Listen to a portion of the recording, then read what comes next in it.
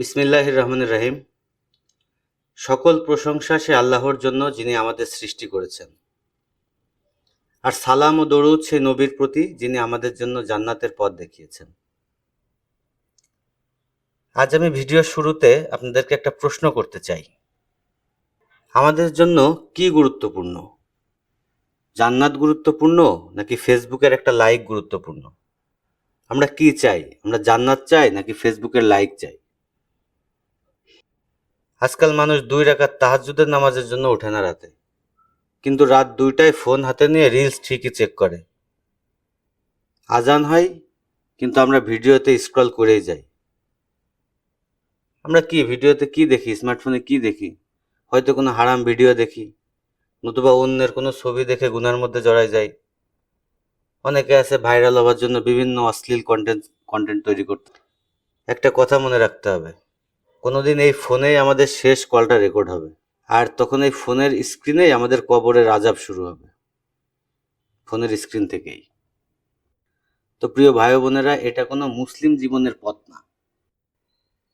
যে জীবনে আল্লাহর ভয় নেই, মৃত্যুর কোনো চিন্তা নেই, আমরা সবাই তওবার ভাষা ভুলে গেছি, সব গুনারে আমরা হালকা মনে করি, এটা কোনো মুসলিমের জীবনধারা হতে পারে না।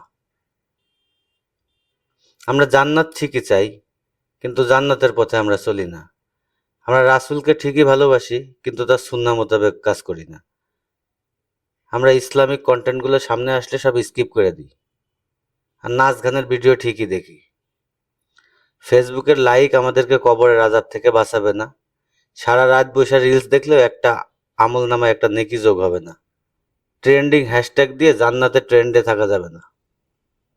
আমাদের ফিরে আসা লাগবে। নামাজ পড়তে হবে, নামাজের দিকে ফিরে আসতে হবে। কোরআন পড়তে হবে, কোরআনের দিকে ফিরে আসতে হবে। ছোট বড় সব গুনাহ ছেড়ে দিতে হবে। হালাল কন্টেন্টগুলো দেখতে হবে। এক কথায় আমরা এমন কিছু করব যাতে ফেরেশতারা লাইক দিবে আর জান্নাত আমাদের ফলো করবে। এ বিষয়ে কোরআনে আল্লাহ পাক বলছে যে, যারা আমার স্মরণ থেকে মুখ ফিরায় নাই, তার জীবনে সংকীর্ণতা থাকবে, আর কিয়ামতের দিন আমি তাকে অন্ধ করে উঠাবো। কথাটা একবার বুঝেন।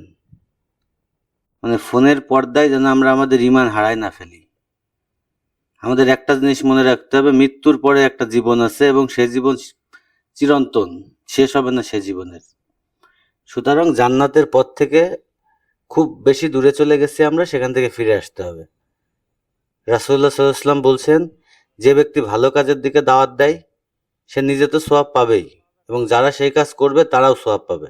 কারো সওয়াবের কোনো কমতি হবে না।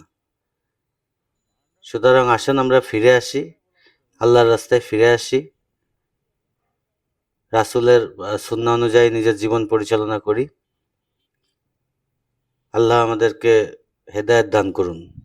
সবাই বলে আমিন। আর ভিডিওটা যদি আপনাদের ভালো লাগে, তাহলে অবশ্যই শেয়ার করে দিবেন। হয়তো এই ভিডিও দেখে আপনার কোনো ভাই বা আপনার কোনো বোন, তাদের জন্য তাওবার দরজা খুলে যেতে পারে। আসসালামু আলাইকুম ওয়া রাহমাতুল্লাহ।